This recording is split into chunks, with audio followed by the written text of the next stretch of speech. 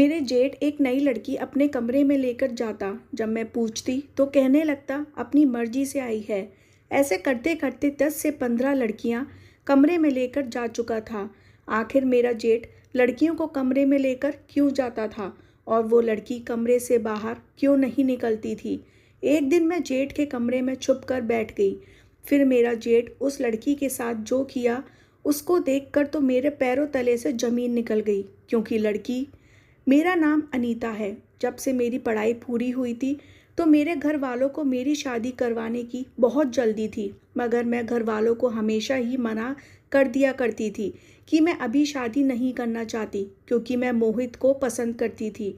और ये बात मैं घर वालों को बताने से बहुत डरती थी, क्योंकि मेरे पापा और भाई बहुत ही ज़्यादा स्ट्रिक्ट थे और मुझे पता था कि जब पापा और भाई को पता चल जाएगा कि मैं किसी लड़के को पसंद करती हूँ तो वो बहुत ही ज़्यादा गुस्सा हो जाएंगे, मुझ पर बहुत ज़्यादा रोक टोक लगाएंगे और मेरा घर से निकलना ही बंद हो जाएगा।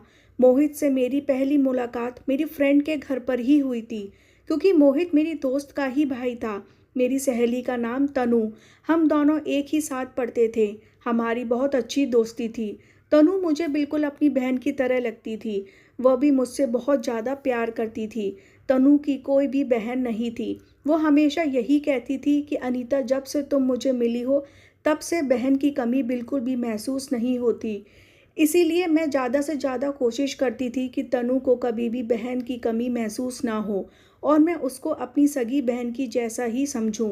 हमारी पढ़ाई जब से पूरी हुई थी तो कभी तनु मेरे घर आ जाती थी मुझसे मिलने के लिए और कभी मैं उसके घर पर चली जाती थी उससे मिलने के लिए। जब तनु मेरे घर पर आती थी तब मोहित उसे लेने के लिए मेरे घर पे आ जाया करता था और इस तरह से हमने एक दूसरे को देखा था। हम दोनों को एक दूसरे से प्यार हो गया था। काफ़ी समय तक तो हमने एक दूसरे से बस फ़ोन पर ही बात की थी। फिर जब मेरी शादी की बात हुई तो फिर मोहित ने मुझे साफ कह दिया था कि मैं कभी भी तुम्हें किसी और का नहीं होने दूंगा। मैं तुम्हारे लिए अपना रिश्ता भिजवाना चाहता हूँ, लेकिन मैंने मोहित को यही समझाती रही कि जब तक तुम्हें कोई नौकरी ना मिल जाए तब तक तुम रिश्ता मत भेजना, क्योंकि मेरे पापा और भाई मेरी शादी कभी भी किसी बेरोजगार लड़के के साथ नहीं करवाएंगे और इस रिश्ते को भी मना कर देंगे। तुम पहले कोई अच्छी सी नौकरी ढूंढ लो, फिर ही यहाँ पर आओ, क्योंकि मेरे पापा बहुत ही ज़्यादा स्ट्रिक्ट हैं। अगर उनको थोड़ा सा भी कोई शक हो गया तो वो मुझे मार डालेंगे। एक दिन मैं तनु के घर गई तो मुझे वहाँ पर 4-5 औरतें आई हुई नज़र आईं।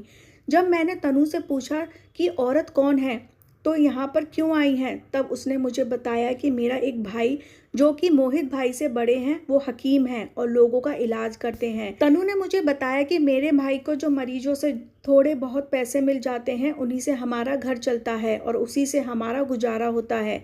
तनु ने मुझे बताया कि मेरे भाई खासकर औरतों का इलाज करते हैं जिनकी कोई औलाद नहीं होती। तनु की ये बात सुनने के बाद मुझे ध्यान आया कि हमारे मोहल्ले में भी कुछ ऐसी औरतें हैं जिनकी संतान नहीं है, वो काफ़ी इलाज करवा चुकी हैं। क्यों ना मैं उन औरतों को तनु के भाई के बारे में बताऊं, हो सकता है कि उनको यहाँ से थोड़ा बहुत फ़ायदा मिल जाए और उनकी संतान हो जाए। इस तरह से उन औरतों का भी फ़ायदा हो जाएगा और फिर थोड़ा फ़ायदा तनु के भाई का भी हो जाएगा। मैं अपने घर चली गई और जाकर मम्मी को ये सारी बात बताई। मम्मी हमारे मोहल्ले में कभी कभी औरतों के घर पर जाया करती थी और काफ़ी औरतें भी हमारे घर पर आया करती थी, क्योंकि मेरी मम्मी कपड़ों की सिलाई का काम किया करती थी और काफ़ी औरतें मेरी मम्मी से कपड़ों पर सिलवाई करवाती थी। जब मम्मी उनके कपड़े तैयार कर देती थी तो कभी कभी उनके घर देने के लिए भी चली जाती थी। इसी वजह से मम्मी का काफ़ी औरतों से मिलना जुलना लगा रहता था। मम्मी ने काफ़ी औरतों को तनु के भाई के बारे में बताया था कि वहाँ जाकर तुम लोग इलाज करवाओ। उनके पास बहुत सारी औरतें आती हैं इलाज करवाने के लिए। मम्मी की तो बस कहने की देरी थी। औरतों को डॉक्टर से ज़्यादा हकीमों और वैद्यों पर यकीन होता है और औरतों ने तनु के भाई का पता पूछा। मम्मी ने उन औरतों को पता बता दिया। फिर कुछ दिनों के बाद हमें उस मोहल्ले से जाना पड़ा, क्योंकि भाई जहाँ पर काम किया करते थे उन्होंने वहीं घर ले लिया था।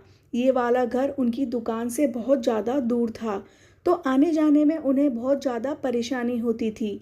इसी वजह से पापा ने ये सोच लिया था कि हम यहाँ पर नहीं रहेंगे। हमारे हालात ज़्यादा ठीक नहीं थे। ये घर भी भाई के लोन पर लिया था। हमें नए घर में आए हुए 5 महीने गुजर गए और तनु से मैं उन 5 महीनों में एक बार भी नहीं मिल पाई थी, क्योंकि पापा घर से निकलने की परमिशन ही बहुत कम दिया करते थे। मोहित से फ़ोन पर मेरी बात अक्सर हो जाया करती थी। मोहित को जब नौकरी मिल गई थी तब वह हमारे घर रिश्ता लेकर के आया। उस दिन मैं बहुत ज़्यादा खुश थी, क्योंकि मुझे अपनी मोहब्बत मिलने जा रही थी, जिसके लिए मैंने हमेशा सपना देखा था। मोहित की नौकरी लग गई थी, इसलिए पापा ने भी रिश्ते को मना नहीं किया और पापा ने मोहित को 4 महीने के अंदर ही शादी करने के लिए बोला था, क्योंकि मेरे पापा हम सबकी जिम्मेदारी से जल्द ही फ्री होना चाहते थे और वो चाहते थे कि जल्द से जल्द मैं अपने बच्चों की शादी कर दूं और फिर सुकून से केदारनाथ के दर्शन के लिए निकल जाऊं। इसीलिए दोनों घरों में जल्द से जल्द शादी की तैयारी हुई और फिर बहुत ही अच्छी तरीके से मेरी शादी हो गई। मेरी शादी के सबसे ज़्यादा खुशी मेरी सहेली तनु को हुई थी, क्योंकि अब मैं उसकी भाभी बनने जा रही थी, उसके साथ रहने के लिए जा रही थी।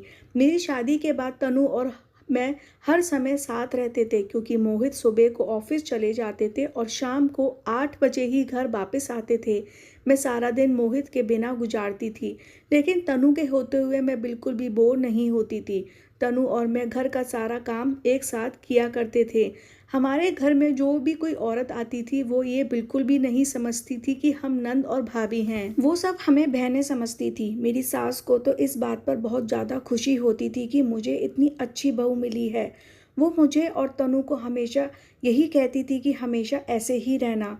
तुम दोनों को एक साथ इस तरह हंसता हुआ और खुश देखकर मुझे भी बहुत ज़्यादा खुशी मिलती है। मेरी सास मुझसे कहती थी कि अनीता, तुम बहू कम बेटी ज़्यादा लगती हो। मेरी सास खुद भी बहुत अच्छी सीधी औरत थी। वो मेरे साथ बहुत ही अच्छे तरीके से व्यवहार करती थी, इसीलिए हमारे घर का माहौल बहुत ही अच्छा रहता था। मेरी सास ने मुझे एक दिन कहा कि बहू, अब मैं दादी बनना चाहती हूँ। अब तुम्हें मुझे एक पोता या पोती देना होगा। मेरा अभी बच्चा पैदा करने का कोई इरादा तो नहीं था, लेकिन सास की बातों पर मैं सोच रही थी। मेरा इरादा इसलिए नहीं था क्योंकि हम जिस घर में रहते थे वो घर किराए का था, इसलिए मेरे पति मोहित ने मुझसे कहा था कि जब तक हम अपना घर नहीं खरीद लेंगे तब तक हम बच्चा पैदा नहीं करेंगे, क्योंकि बच्चे आने के बाद जिम्मेदारियां बढ़ जाती हैं और फिर इंसान अपने बच्चों के लिए कुछ भी नहीं कर पाता। मोहित का कहना था कि हम अपने बच्चों के लिए कम से कम एक घर तो खरीद लें, फिर बच्चा पैदा करेंगे। मुझे भी ठीक लगा था, इसलिए मैंने भी हाँ कर दी थी। लेकिन अब जब सास ने ये बात कही कि वो दादी बनना चाहती हैं, तो फिर मैंने मोहित से बात की और मोहित ने जो खबर मुझे उस समय सुनाई, वो खबर सुनने के बाद तो मैं बहुत ज़्यादा परेशान हो गई। मोहित ने मुझसे कहा कि मोहित जिस जगह काम करते हैं उन लोगों ने मोहित को नौकरी से निकाल दिया है, इसलिए फ़िलहाल बच्चा पैदा करने के बारे में सोचो भी मत। मोहित की नौकरी चली जाने पर तो हम दोनों पति पत्नी बहुत ज़्यादा परेशान थे, क्योंकि मोहित की सैलरी से और मेरे जेठ की कमाई से ही घर चलता था और अब हमारी जिम्मेदारी भी हमारे जेठ पर आ गई थी।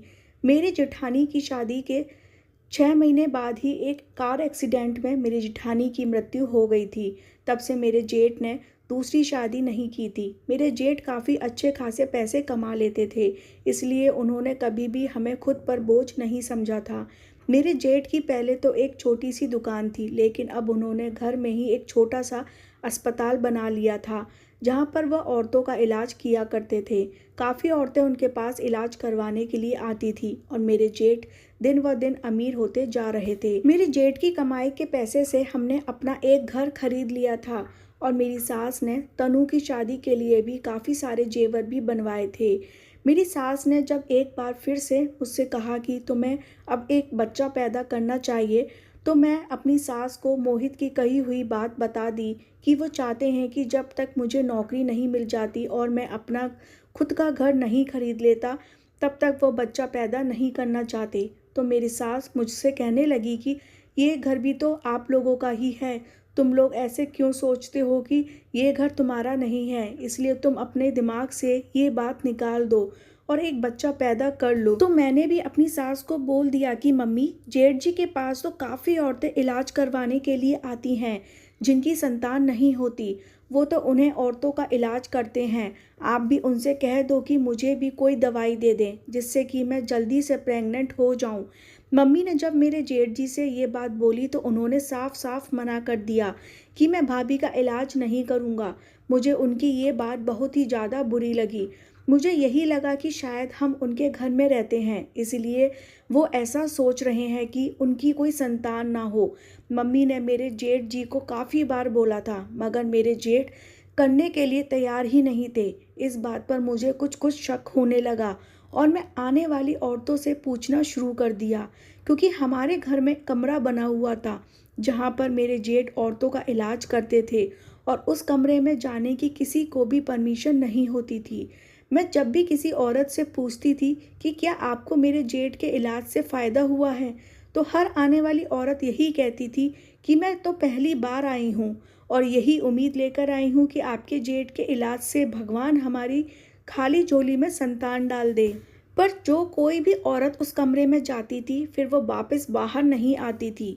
पहले तो मैंने इस बात पर ध्यान नहीं दिया था कि औरतें कमरे से बाहर निकलती हैं या नहीं, लेकिन फिर जब एक दिन मैंने नोटिस किया तो पूरा दिन गुजर गया, कोई भी औरत कमरे से बाहर ही नहीं आई और ना ही मेरे जेठ कमरे से बाहर आए। मैं बहुत ही ज़्यादा परेशान थी कि आखिर मेरे जेठ ऐसा कौन सा इलाज करते हैं औरतों का जो उन्हें वापस कमरे से बाहर नहीं निकालते। मैंने अपनी सास से भी इस बारे में बात की, पर उन्होंने मेरी बात पर ध्यान नहीं दिया और मुझे बस यही कहकर टाल दिया कि इलाज करवाने आई है, इसलिए थोड़ा बहुत टाइम तो लगेगा, क्योंकि काफ़ी भीड़ लगी रहती थी।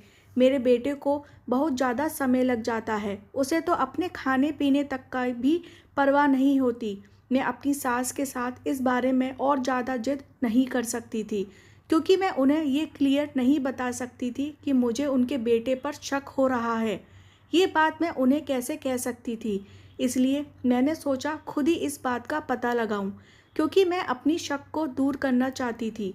एक दिन सुबह को अपने जेठ के कमरे में जाने से पहले ही उनके कमरे में जाकर छुपकर बैठ गई, जहां पर वो औरतों का इलाज करते थे। 4-5 औरतें तो जब आईं जब मैं वहां पर थी और मेरे जेठ से दवाई लेने लगी। मेरे जेठ उन्हें दवाई देते हुए उनसे काफ़ी सारे पैसे मांग रहे थे। वो औरत कह रही थी कि इस बार थोड़े से पैसे ले लो, जब आपकी दवा से हम गर्भवती हो जाएंगे तो आपको बहुत सारे पैसे देंगे और आपको खुश कर देंगे। लेकिन मेरे जेठ जी उनको इस बात से इलाज करने पर मना कर रहे थे और कह रहे थे कि अब मैं आप लोगों का इलाज बिल्कुल भी नहीं करूँगा जब तक आप मुझे मेरी मुँह मांगी रकम नहीं देंगे।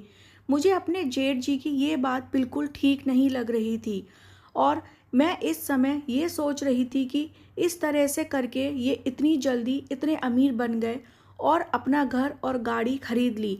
फिर मैंने सोचा शायद मेरे जेठ के इलाज में इतना ज़्यादा असर है, इसलिए तो ये औरत इतने पैसे देकर जाती है, वरना तो कोई इतने पैसे क्यों देता। मुझे तो बहुत ज़्यादा हैरत हुई जब मैंने देखा कि मेरे जेठ के उस कमरे में एक और पीछे का दरवाज़ा बना हुआ था। वो औरत जिस दरवाजे से आई थी, मेरे जेठ उस दरवाजे से उनको वापस नहीं जाने देते थे और उनको पीछे के दरवाजे से जाने के लिए बोलते थे। मुझे ये बात बिल्कुल भी समझ नहीं आई। मुझे दाल में कुछ काला लग रहा था। मेरे जेठ वहाँ पर बैठे थे और अब मुझे उस कमरे से निकलने में मुश्किल हो रही थी, क्योंकि मैं छुप कर बैठी हुई थी और जब तक मेरी जेठ वहाँ से चले नहीं जाते मैं तब तक उस कमरे से निकल नहीं पाती। जब मैं वहीं पर थी तब वहाँ एक और औरत आई और मेरे जेठ के साथ झगड़ने लगी।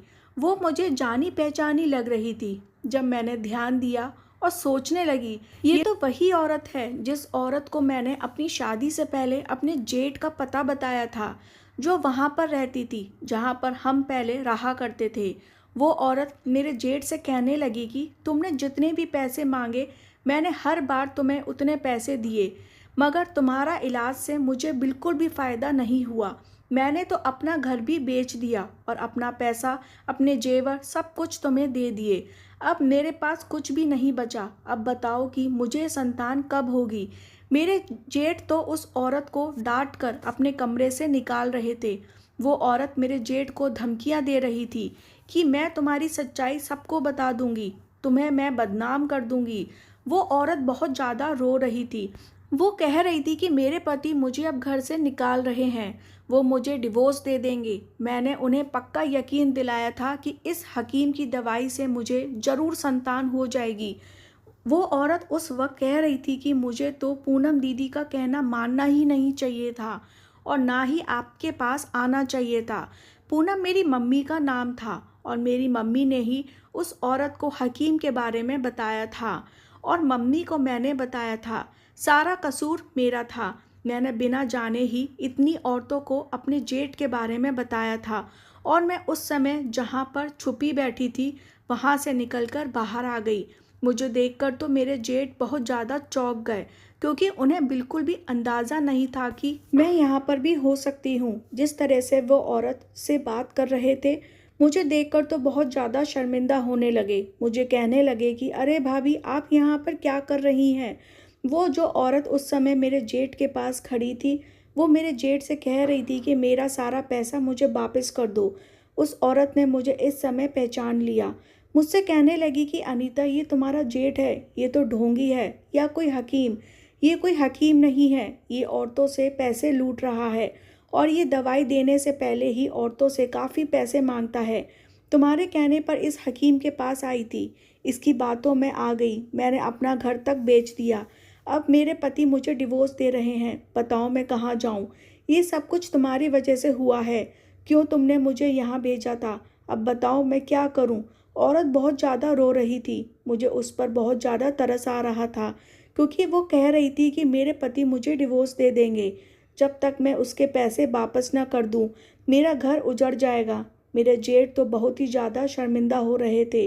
वो औरत से कह रहे थे कि तुम ये बात किसी को भी मत बताना, मैं तुम्हारे पैसे लौटा दूंगा। मैंने अपने जेठ से कहा कि आप इस औरत के पैसे तो लौटा देंगे और बाकी सारे औरतों से जितने पैसे आपने लूटे हैं वो कौन वापस करेगा। मेरे जेठ मुझसे कह रहे थे कि भाभी, आपको उन औरतों की फ़िक्र करने की कोई ज़रूरत नहीं है, कोई भी अपने पैसे वापस लेने के लिए नहीं आएगी। मैंने अपने जेठ से कहा कि आपको पता भी है ये कितना बड़ा पाप है। अगर आप हकीम नहीं थे तो आपने लोगों को क्या कहा था कि आपका इलाज करूँगा और मेरे इलाज से आप गर्भवती हो जाओगी। झूठ बोलना कितना बड़ा पाप है और आप झूठ से कमाए हुए पैसों से हम सबको खिला रहे हैं। ये सारी कमाई तो हराम की थी, मतलब हम इतने सारे दिनों की गलत काम के पैसे खाते रहे हैं। मुझे बहुत ज़्यादा दुख हो रहा है कि मैं आपके कमाए हुए पैसे से अपना पेट भर रही हूँ। मेरे जेठ को अपनी गलती का बिल्कुल भी एहसास नहीं हो रहा था, इसलिए मैंने उनके सामने बोलना बेकार समझा और उनके कमरे से चली गई। मेरे जेठ के पास जितने पैसे उस समय थे उन्होंने उस औरत को दे दिए और बाकी पैसे बाद में दे देने के लिए बोल दिया। मैंने अपने पति से बात कर ली और उनको अपने जेठ के बारे में सब कुछ बता दिया। मैंने उनसे कह दिया कि मुझे अब इस घर में एक भी दिन नहीं रहना और ना ही अपने जेठ के कमाए हुए पैसों से कुछ भी खाना पीना है। मेरे पति ने अपने भाई से इस बारे में बात की तो उनके भाई ने साफ साफ कह दिया कि अगर आपको इस घर में नहीं रहना तो यहाँ से चले जाएं। बाकी आप लोगों को मेरे बारे में कुछ भी बोलने का कोई हक नहीं है। मेरे पति और मैं उस घर से चले गए और मैं अपने पति को लेकर अपने मायके चली गई। हम दोनों वहाँ पर रहने लगे। मैंने अपने घर वालों से बोल दिया था कि मेरे पति को यहीं पर नौकरी मिली है, इसलिए हम कुछ दिन के लिए आपके घर में रहने के लिए आए हैं। जब तक हम अपने लिए कोई घर नहीं देख लेते, हम वहाँ पर ट्यूशन पढ़ाने का काम शुरू कर लिया और हम अपना खाना पीना खुद ही करते थे। मेरे पति के इतने सारे कोशिश के बाद उन्हें बहुत अच्छी नौकरी मिल गई जिसकी सैलरी काफ़ी अच्छी थी। कुछ ही महीनों में हमने अपना घर अलग ले लिया क्योंकि मैं अपने पति की सारी सैलरी जोड़ती थी और अपने ट्यूशन के पैसे से ही गुजारा करती थी। मेरे पति मुझसे कहते थे कि ये सब कुछ तुम्हारी मेहनत की वजह से ही हुआ है। अगर तुम मेरा साथ नहीं देती तो हम कभी भी अपना घर नहीं खरीद पाते। घर खरीदने के बाद मैंने अपना इलाज एक अच्छे डॉक्टर से करवाया था, जिसके इलाज के बाद 3 महीने में ही मैं प्रेग्नेंट हो गई थी और इस बात की मुझे बहुत ज़्यादा खुशी हुई। मैं मिठाई लेकर अपनी सास के पास भी गई थी। उनको भी खबर सुनाकर बहुत ज़्यादा खुशी मिली थी। मैंने अपनी सास को अपने साथ रहने के लिए भी बोला था, लेकिन वो कहती थी कि तनु अभी कुंवारी है, मेरे बड़े बेटे की दुल्हन भी नहीं है, वो अकेला कैसे रहेगा? जब तक इन दोनों की शादी नहीं हो जाती मैं यहीं पर रहूँगी। जब शादी हो जाएगी, जब तुम्हारे पास आ जाऊँगी तो कभी यहाँ पर आ जाया करूँगी। मुझे जब 7वां महीना शुरू हो गया तो तनु और मेरी सास हमारे घर पे ही मेरे साथ मेरी देखभाल किया करती थी और मुझे बहुत ज़्यादा खुशी होने लगी। मेरी सास उस समय पहली बार हमारे घर पर आई थी और काफ़ी ज़्यादा परेशान नज़र आ रही थी। मैं जब उनसे उनकी परेशानी की वजह मालूम करने की कोशिश की तो उन्होंने मुझे बताया कि मेरे बड़े बेटे का कारोबार अब बिल्कुल बंद होने लगा है और हमारे घर पे तो अब खाने के लिए भी कुछ नहीं है। ये खबर सुनने के बाद मैं समझ गई उनके झूठे हकीम होने की खबर शायद सबको हो गई है और मुझे इस बात से काफ़ी खुशी मिली। अब काफ़ी गरीब लोग लूटने से बच जाएंगे क्योंकि मैं यही चाहती थी कि मेरे जेठ गरीब लोगों को अपनी बातों में फंसा कर पैसे ना लें। मेरी सास और मेरी नंद अब मेरे साथ ही रहने लगी थी, लेकिन मेरे जेठ मेरे घर पर एक बार भी नहीं आए थे। मेरे पति को कुछ लोगों से पता चला कि मेरे जेठ अपना घर बेच रहे हैं। जब मेरे पति ने अपने भाई से जाकर पूछा कि तुम अपना घर क्यों बेच रहे हो, मेरे जेठ बहुत ज़्यादा रोने लगे और कहने लगे कि आज तक जितने लोगों से पैसे लिए हैं, अब बहुत ज़्यादा लोग मुझसे पैसे लेने के लिए आ रहे हैं। मेरे पास तो अब कुछ भी नहीं बचा कि मैं उनको वापस दे सकूं। मेरे जेठ अपने भाई से बोल रहे थे कि अब तो मुझे पुलिस पकड़ के ले जाएगी, मुझे बचा लो। मैं अपने किए पे बहुत ज़्यादा शर्मिंदा हूँ और मैं अब झूठ नहीं बोलना चाहता। मुझे लोगों को धोखा नहीं देना। मेरा जेठ बहुत ज़्यादा डरे हुए थे क्योंकि काफ़ी लोगों ने उन्हें इस बात की भी धमकी दी थी कि वो पुलिस में जाकर उनके खिलाफ रिपोर्ट करवाएंगे कि उन्होंने लोगों को झूठ बोलकर उनसे पैसे लूटे हैं। मेरे पति ने अपने भाई का मुश्किल वक्त में बहुत साथ दिया था। मेरे पति ने अपने भाई को बोला था कि तुम घर मत बेचो, मेरे पास जितने भी पैसे हैं मैं तुम्हारी मदद करूंगा और धीरे धीरे तुम पर जितना भी कर्ज होगा मैं सब चुका दूंगा। लेकिन ऐसा होना पॉसिबल नहीं था क्योंकि पैसे बहुत ज़्यादा थे जो कि घर बेचकर ही चुका सकते थे। मेरे जेठ ने अपना घर बेच दिया। काफ़ी लोगों को उनके पैसे वापस कर दिया था, जबकि बहुत सारे लोगों ने उन्होंने माफ़ी भी मांगी थी। मेरे पति अपने भाई को लेकर अपने घर आ गए थे और मेरे जेठ अपनी नज़रों में बहुत ज़्यादा शर्मिंदा हो रहे थे क्योंकि उन्होंने मेरे साथ बहुत ज़्यादा बहस की थी। मुझसे कहा था कि आपको मेरे मामले में पड़ने की कोई ज़रूरत नहीं है, लेकिन मैंने अपने जेठ को हिम्मत दिलाने की बहुत कोशिश करी और बहुत बोला था कि आप अच्छी कमाई से अच्छा काम करिए, आपको सुकून मिलेगा, चाहे वो थोड़े से ही क्यों ना हो, तब भी अच्छे से गुजारा हो जाता है और ना ही उनको वापस करने की कोई फिक्र रहती है। आज आपकी जितनी बदनामी हो रही है, अगर आप ये कदम ना उठाते और झूठ बोलकर पैसे ना कमाते तो शायद आपकी थोड़ी बहुत ज़्यादा इज्जत रह जाती। मेरे जेठ बहुत ज़्यादा पछता रहे थे, शर्मसार हो रहे थे। अब सब लोग हमारे घर में रहने लगे थे। मेरे पति जिस कंपनी में जो काम करते थे वही उन्होंने अपने भाई को भी नौकरी दिलवा दी और बाकी जितने लोगों के पैसे रह गए थे धीरे धीरे करके सबके पैसे वापस कर दिए। अब मेरे जेठ के पास किसी भी औरत के पैसे नहीं थे। दोनों भाइयों ने मिलकर बहुत ही अच्छी तरीके से बहन की शादी की और भाई होने का फ़र्ज निभाया। तनु की शादी की खुशी मुझे बहुत ज़्यादा हुई थी, लेकिन मुझे इस बात का दुख भी हुआ था क्योंकि वह मुझसे दूर जा रही थी। तनु की शादी वाले दिन हम दोनों सहेलियां गले लगकर बहुत ज़्यादा रोई थी। मेरे पति और मेरे जेठ दोनों ही नौकरी करते थे और अब हमारा घर बहुत ही अच्छे से चल रहा था। इस बात से हमें बहुत ज़्यादा खुशी थी कि दोनों भाई एक साथ रहते हैं। पर मेरे सास को बहुत ज़्यादा फिक्र रहती थी कि अब मेरे बेटे से कोई शादी नहीं करेगा क्योंकि वह इतना ज़्यादा बदनाम हो चुका है, कोई उसे अपनी बेटी देना पसंद नहीं करेगा। मैंने अपनी सास की ये परेशानी भी ख़त्म कर दी और अपनी मम्मी की दोस्त की बेटी का रिश्ता अपने जेठ के लिए मांगा क्योंकि मैं अपने घर में बहुत ज़्यादा खुश थी और अपने मायके में कभी भी अपने ससुराल की कोई भी शिकायत नहीं करती थी। इसलिए मेरी मम्मी की दोस्त को रिश्ता देने में कोई भी ऐतराज़ नहीं था और फिर मैं उसकी शादी अपने जेठ के साथ करवा दी। अब हम दोनों देवरानी जेठानी साथ रहते थे और दिलो जान से अपनी सास की खिदमत करते थे। हमारी सास हमें बदले में बहुत दुआएं देती थी और हमें कहती थी कि तुम दोनों मेरी बहुएं नहीं मेरी बेटियां हों, और फिर हम बहुत ही अच्छी ज़िंदगी गुजारने लगे। कहानी अच्छी लगी हो तो चैनल को प्लीज़ ज़रूर सब्सक्राइब करें और बेल आइकन पर क्लिक करें ताकि अगला वीडियो तुरंत आपके पास आ जाए। धन्यवाद।